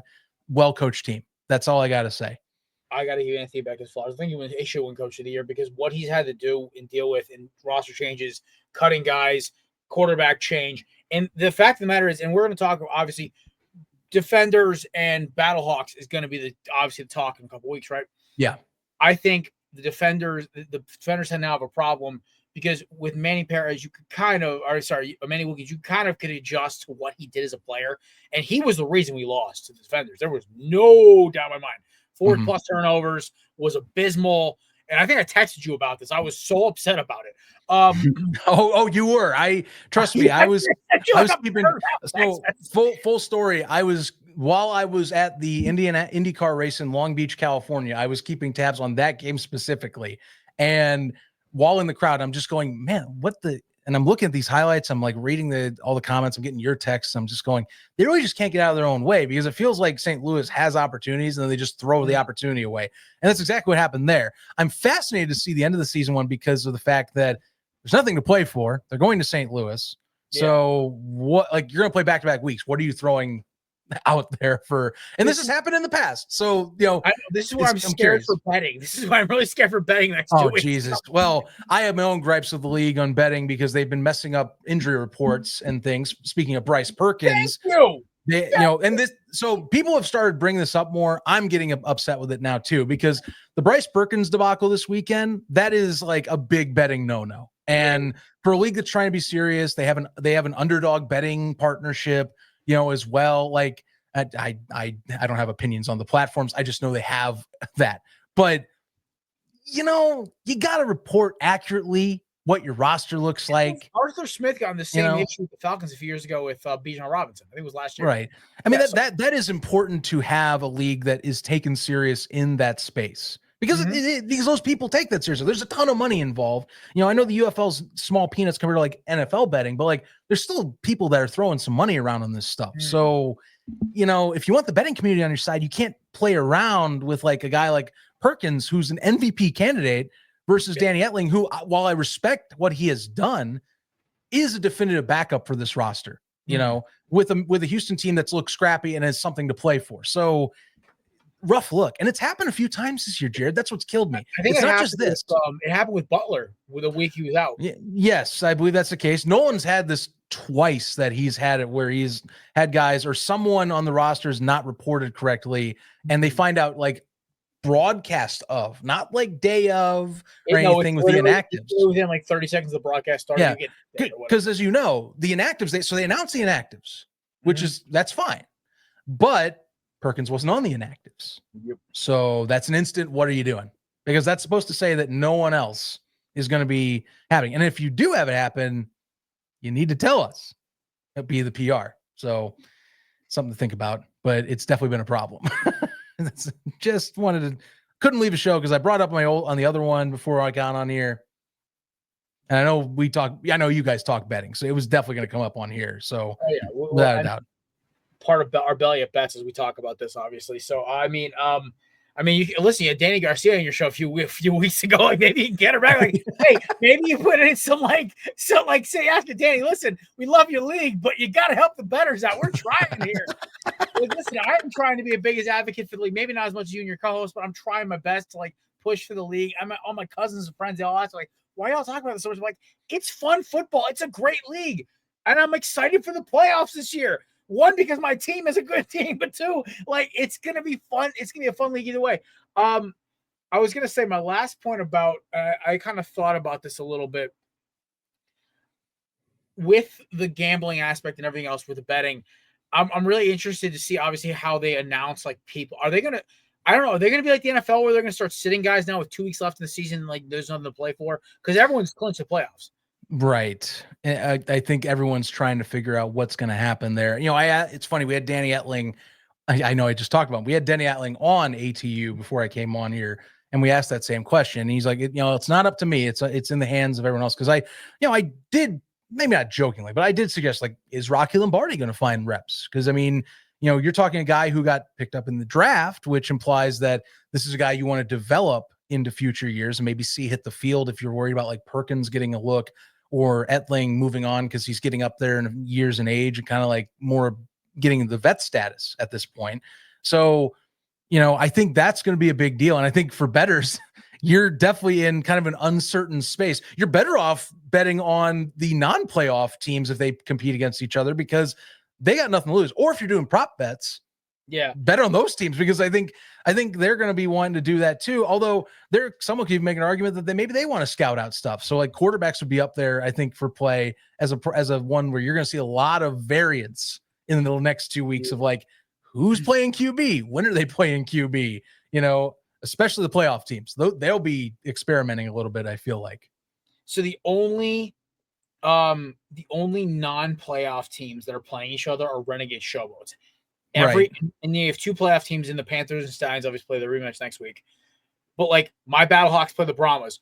I don't even know who the backup quarterback on St. Louis is behind Max Brandon Duggan. Silvers. You have Brandon Silvers on that roster. That's right. We just picked him up 3 weeks ago? Yeah, it was a few weeks because he's been with Beck before. So if you remember, he was backup for McCarron last year. Oh, that's right. For a little bit. I was wondering where I knew that. So yeah. And I know it's not the same OC. I know Gregkowski's not there anymore. But again, when you've been with a roster and a system like that, or at least with a coaching staff and the head coach like that, you're going to be on speed dial a little bit. So good veteran to have right there, especially with Dugan still, I think given the fact he wasn't really getting reps in a live setting in the NFL, it's good to have a guy in a live setting that's a veteran of this scene that knows what he's doing. You can go to if you're trying to improve. So like, because Duke, he's played a long college career, but he's still young in pro years. So like, the possibilities for when come next year he stays around.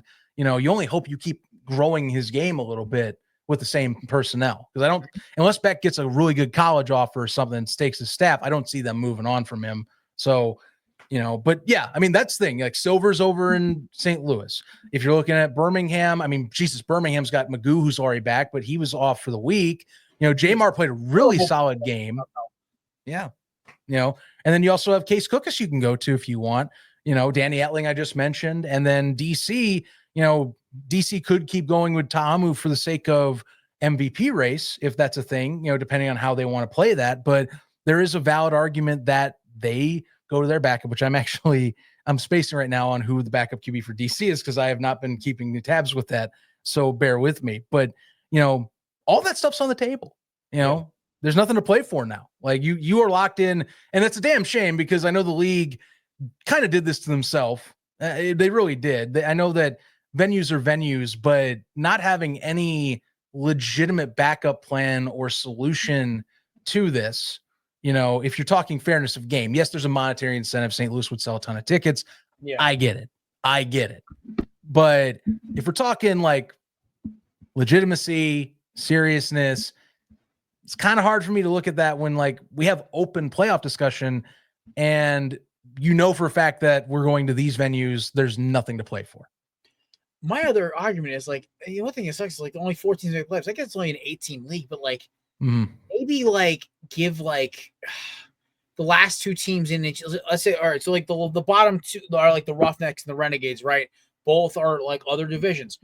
Why can't the Roughnecks, if they can win out, get a shot at playing whoever the lower seed is between the Battlehawks and the, like, I understand that almost like the kind of like the wild card game for the NFL. But it's only 3 teams make the playoffs out of each conference. Like 1 team misses, and they kind of maybe play like a loser bowl. I don't know. It's something like to kind of alleviate about this until there's expansion, because obviously you hope for expansion because that means more players get opportunities. The league expands, the league gets bigger.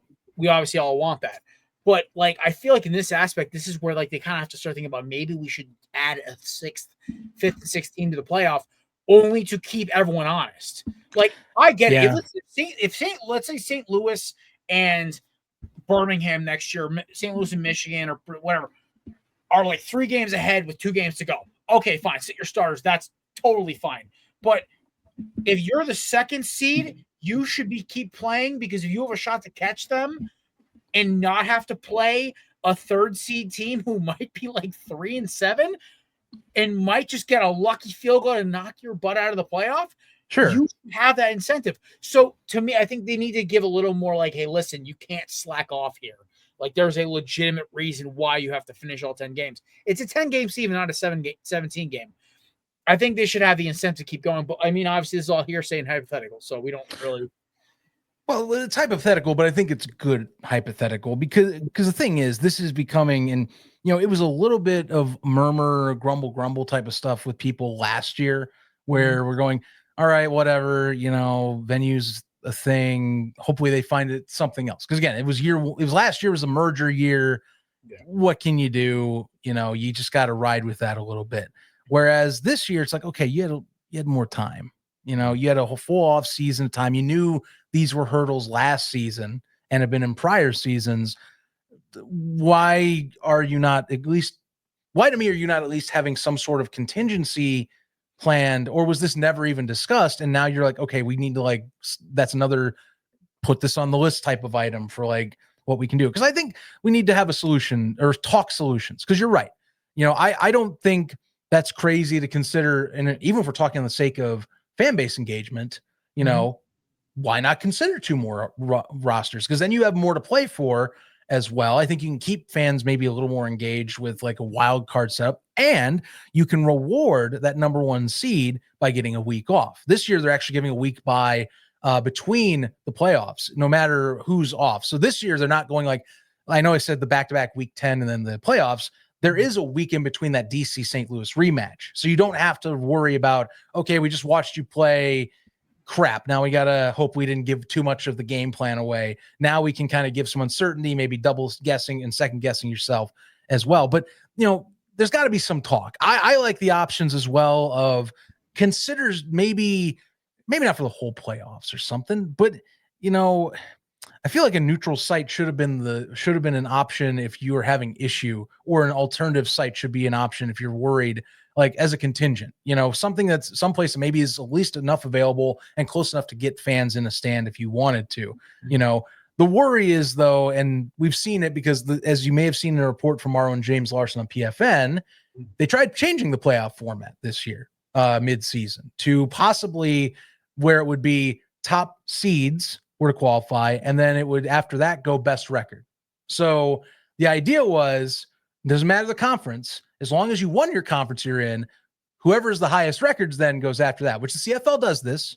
But given the fact it was mid-season, a lot of people in our own circles, right, a lot of people in our own circles read it, and I know brace for this, were reading it was to keep St. Louis possibly in the playoffs at the time, which, remember, they were still, with Arlington being Arlington, they were like, it's getting tight. Maybe they don't have enough to do it. You can read between lines or not, regardless. Listen, they're the host city. They kind of want to have, listen, it's in best interest of the league, let's be honest, for them to knock off DC and go to their home stadium for the, And it is. Look, financial incentive says you should want to go to St. Louis if you have St. Louis in the stands or in the roster itself on the turf, because you're going to get 30,000 people minimum. Playoff game, you're probably going to get upwards 32, 34. And then, some people, and then some people hypothetically have thought that if they make a championship, which I think is what the league is like, the greatest thing they will never tell anyone, because if they do that, that will instantly blow the cat out of the bag, is if they make a championship, we're talking, to me, 40 plus K in that arena. Some people think it could push 50 if you get enough energy. I don't know if about this year, because I think they have a marketing issue in some regard for the league, but I think 40K is very possible. And that's pretty damn good, like extremely good for any alternative that you can have to the NFL. And it's a big payday for the league. All that money goes back in their pocket. No one owns the Battlehawks. So you want to bring as much cash as you can. It's a weird stasis to be in, because competition says you want to have that availability. Financial reasons, everyone's looking and going, well, yeah, St. Louis, you want that money. It's hard to say. It's a hard thing to debate. And, I just kind of am wondering if there's something they want to discuss in the off season with it, because it has just, I've talked with like my fan base, and it's a hard pill to swallow, knowing that, Ford Field has been the one, I think, bright spot in the attendance figures outside of St. Louis in terms of like growth in that department. They have been growing that fan base, but they won't get rewarded because of availability. And, well, honestly, Ford Field's very expensive. So how do you fix that? I will give you guys credit. Like, I watched 3 Michigan Panthers games this year, and I will say, like, it's the best attendance besides obviously DC and being a soccer stadium in St. Louis, where you kind of get like you get the vibe like, okay, this is an attended football game. People are here. Like, I look at Houston, I look at Arlington, Birmingham for how good they are should be selling more tickets. There's so much going on, and this goes back to, so Birmingham is his own thing, but I'll be the first to tell you, the league's marketing and ticketing efforts have been not only chaotic behind the scenes, as has been reported already, but it's been lackluster, especially in markets. If you talk to season ticket holders, and I've talked to so many this year, because I'm just curious how like disconnected this is. Houston and Birmingham and anyone that didn't get like a department in their city this year. So like Michigan, Memphis got one, St. Louis kind of has one, and then like San Antonio kind of has one. Anyone that doesn't have some sort of personnel, they feel like there's nothing going on and there's nothing being said about it. And it's kind of true. Like Birmingham, especially, like players have talked about this on our shows as well. This is a league office issue. It's another like thing that's, how do we solve this? And some of the solutions are, you got to up your investment on what you're doing locally, and something they don't want to do because they want the hub system and they don't want to be putting as much cost in every single market right now. But it's something you have to address. And unfortunately, they own all the teams, so they kind of have to have right. I mean, the idea is you want to sell them off. You want to be like Big Three. You're sending them from like millions of dollars, and you can then recoup and focus on other issues or other expenditure, expansion, and everything. Yeah, right. And I mean, I love like Big Three to me, and I know it's a little different because like the rosters are so small, which makes it easier for people to buy in because the expenses are lower. But and you're not also renting out venues, you're going places and doing the like round robin type of stuff. But like Big Three to me is the staple of like a growth trajectory of like a startup sports business. Like they started from smaller beginnings.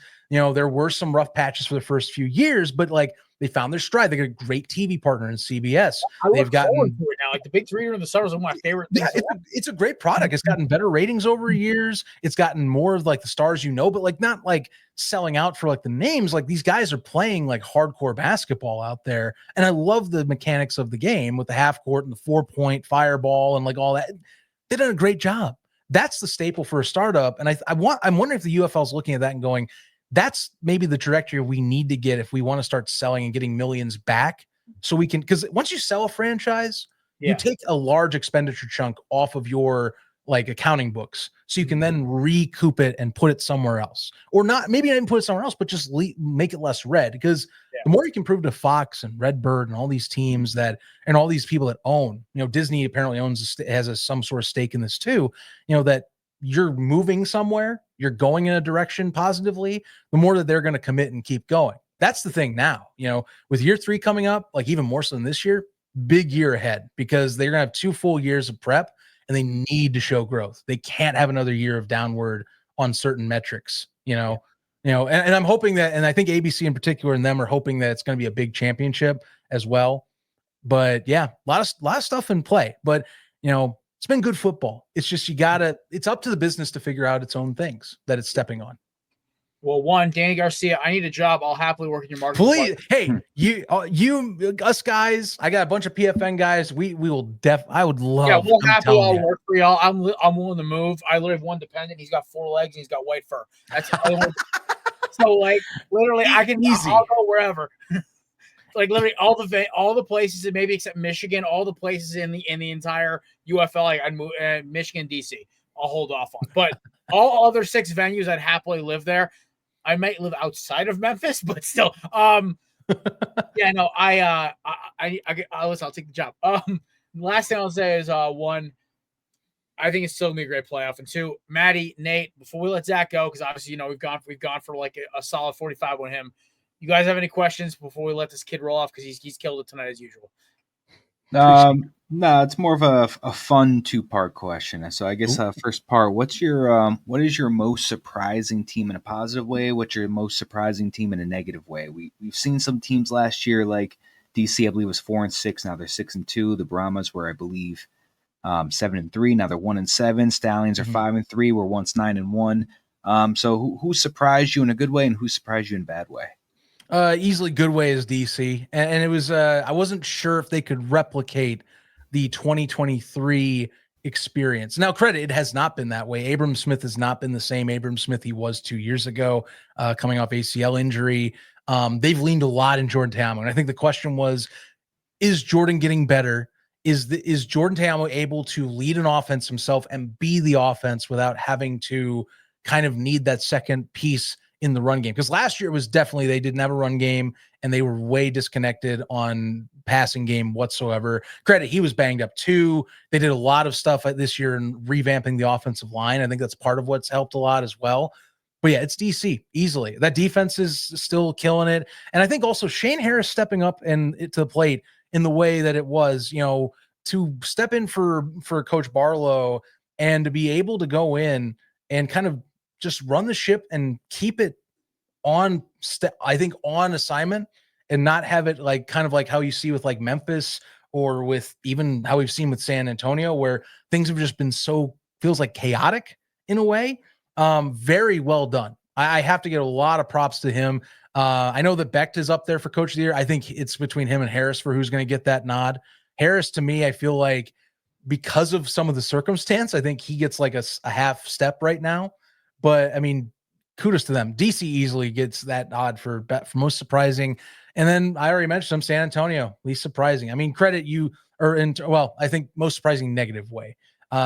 you talk about, of course, the coaching changes, and Wade Phillips is, I think, as we've noticed, health issues coming up, and they had to go to Peyton Pardee. AJ Smith being let go, stepping away mid-season, being the offensive guru he was, and some of the, I think what sounded like was back and forth on how the offense should be run, how it should be structured as well.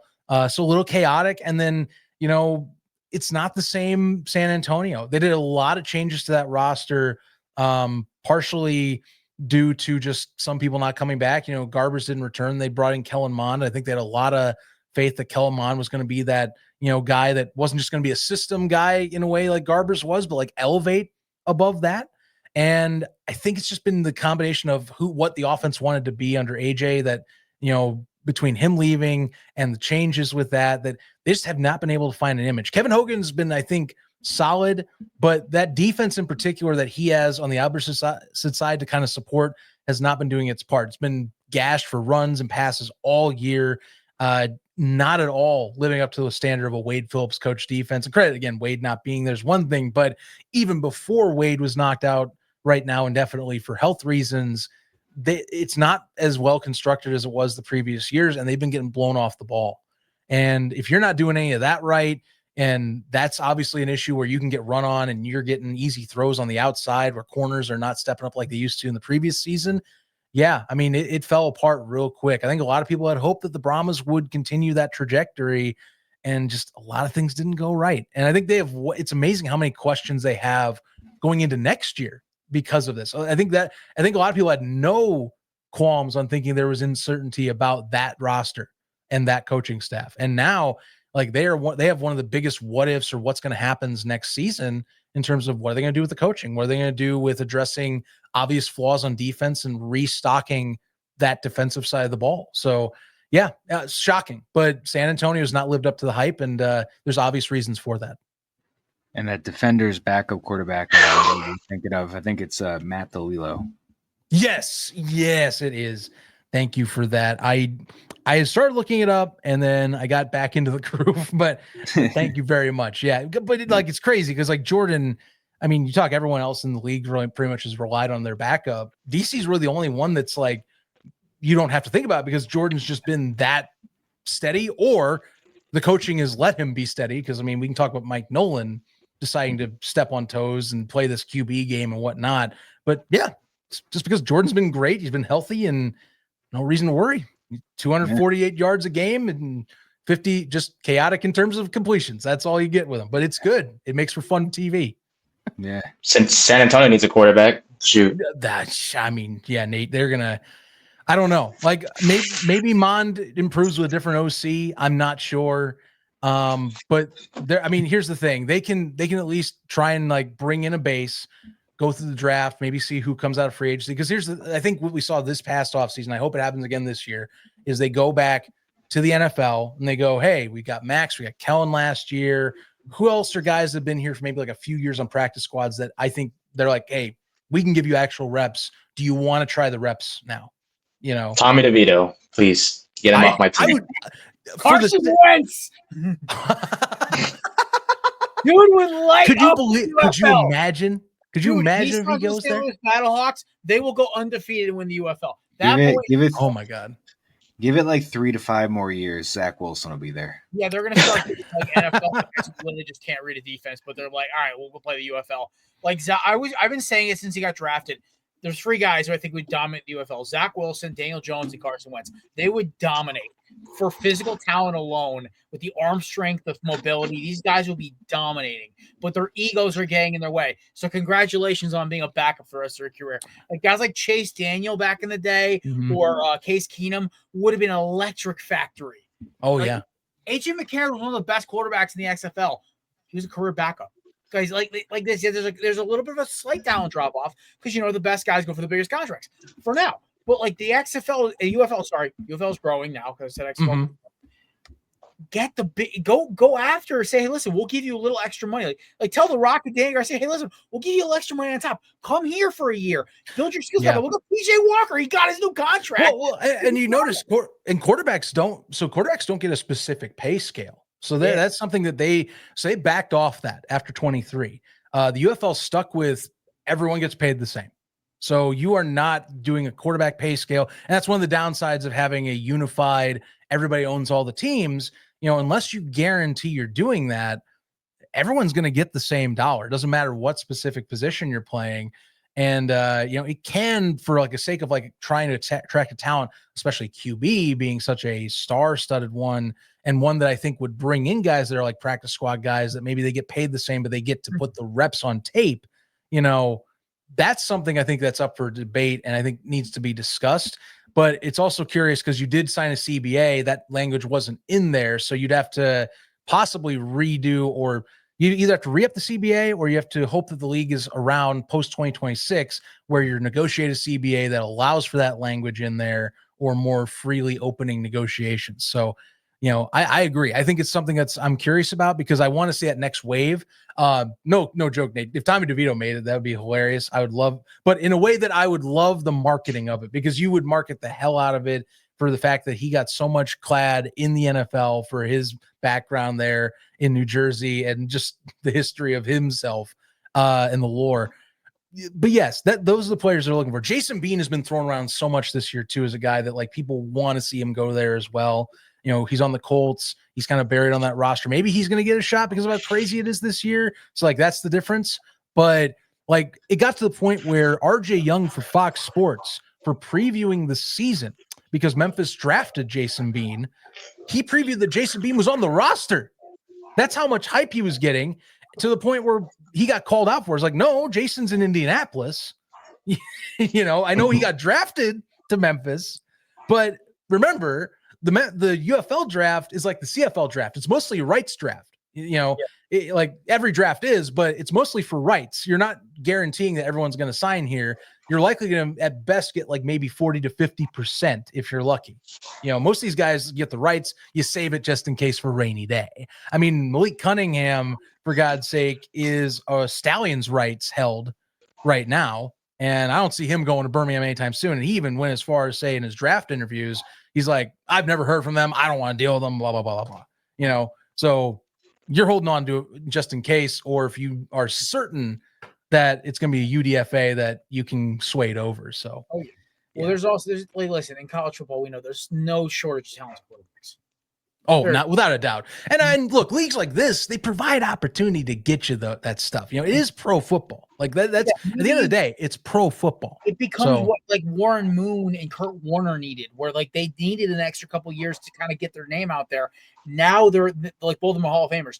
Like that could be the story. Like we could see like maybe a one more year or 2 more years of Max Duggan at St. Louis or Perkins up in Michigan, where they just need a year or two more to get to like kind of like their sea legs underneath them. NFL team gives them a shot. They get their play in the game and they take off. It's always a possibility. I think this is why this league is so important, and allowing, or even like, let's say hypothetical 2 years down the road, let's say Carson Wentz is run out of offers, right? Because he's still a free agent. Yeah. Let's say he signs with the UFL and he comes in, drops 35 touchdowns, 5 interceptions, league MVP. Like, gets his mojo back, gets a signing as like a free agent for the NFL that following August. Dude, it's an opportunity that like these guys have to realize. And I think as the league grows more, it's going to help. But listen, Zach, my brother, we appreciate you coming on. Give us almost an hour of your time today. I could keep going all day, but yeah. I know we do, brother. That's why we love you, man. Obviously, we know you're going to be busy next couple weeks for the playoff, but after the season, we want to have you back on. We want to talk some Bears football, obviously, because we know you're a big Bears fan, but also we want to talk about how the season went in your eyes. And hopefully we're talking about a St. Louis championship right here. And my friend, you can follow this guy at the UFL pod. And Zach, if there's anything else you want to plug, the show is yours. Oh, just my usual stuff. At Zach Keilman. That's the name right there on the screen. Just put at and put that in. You're good to go. You can follow me for all my UFL stuff and just other intricate things I've been getting to. I've been starting to talk more IndyCar lately and all that. So I'll be at the 500. You'll see a bunch of picks for that coming up late this week or this coming week. So yeah, greatest spectacle in racing, greatest race in the world, easily. No questions about it. And yeah, it's going to be fun. But at UFL Podcast, at Around the UFL, if you want the shows I'm in, both of them are coming up next week. We got UFL Podcast on Thursday afternoon, and that's going to be just a recorded show. And then live Mondays at 6:00. if you want to jump in before you come and check out Korner Booth or double it up, you got that to go to. But 6 p.m. Eastern time around the UFL, we're talking the week that was in the league and off season, whatever the heck's coming up for news. So stay tuned for that. Also, one thing I want to propose also to Danny Garcia, because apparently you have her ear. Hartford, Connecticut would be a great place to have a team. When the Hartford Colonials were playing, they would sell out Rentschler. Rentschler's already here. I'm telling you, it's a great stadium. Or put him in New Haven, the Yale Bowl. There are 2 great stadiums here that would sell out quickly. And me and Matt would be in attendance every single week. I would love to hear your talk on that, honestly. Honestly, listen, and the thing is, Connecticut teams, this state for weird reasons rally. Like the Connecticut Sun sells a lot of tickets. I'm sorry, besides Caitlin Clark, I don't give two farts about them. I'll be frank. The Connecticut Sun seem like such a random pro sports team because it feels like I know Connecticut has some history with other like alternative pro sports, but like the fact they've stuck around and they're like, a good consistent base. Yeah. It's like, man, that's great. What else can you get in there out that way? So I know, right? Like it's the possibilities are there. And the Yard Goats is one of the highest selling minor league baseball teams out of Hartford. They have a great Dunkin' Donuts Park. If you ever make it out to Connecticut, Zach, I highly recommend visiting it. It is a very fun place to visit. Connecticut, as much as I crap on my own state, for some reason, we wrap ourselves around the sports teams. Nice. It's something really cool. So I think it's an opportunity that they could do. Is if they need to do a Northeastern team, this would kind of be like a unique market to kind of attach to and get viewership and get in, maybe kind of get like almost like a Defenders kind of vibe where it's like, it might be a soccer stadium or a small college field, but you're still packing the stands. So look at it's the Northeast team. I know Northeast is very intricate, of course, with the states and the regions being its own thing.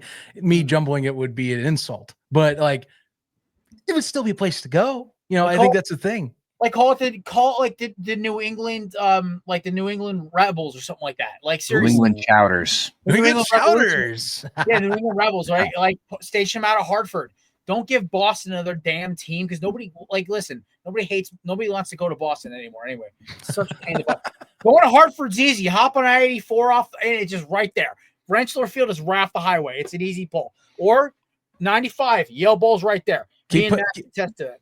Put these notes down. Keep pitching it, man. Listen, I will. I will. What you gotta do? This directly to the UFL page. I don't care. Please. I can get to the Yale Bowl in 10 minutes. Yeah, I can get to the Yale Bowl in 30. It's not that hard. I'm like kind of perfectly between Hartford and New Haven. It's a weird spot that I live in.